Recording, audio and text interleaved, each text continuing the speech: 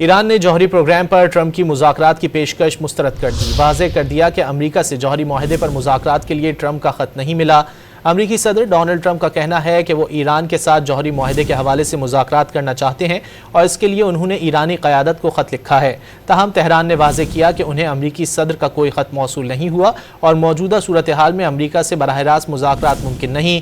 ایران کے وزیر خارجہ عباس عراقچی نے واضح کیا کہ جب تک امریکہ کی دباؤ کی پالیسی جاری ہے، جوہری مسئلے پر براہ راست مذاکرات کا کوئی امکان نہیں۔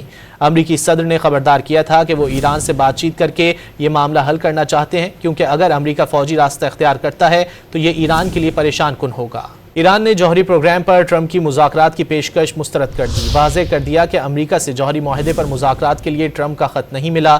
امریکی صدر ڈونلڈ ٹرمپ کا کہنا ہے کہ وہ ایران کے ساتھ جوہری معاہدے کے حوالے سے مذاکرات کرنا چاہتے ہیں اور اس کے لیے انہوں نے ایرانی قیادت کو خط لکھا ہے۔ تاہم تہران نے واضح کیا کہ انہیں امریکی صدر کا کوئی خط موصول نہیں ہوا اور موجودہ صورتحال میں امریکہ سے براہ راست مذاکرات ممکن نہیں۔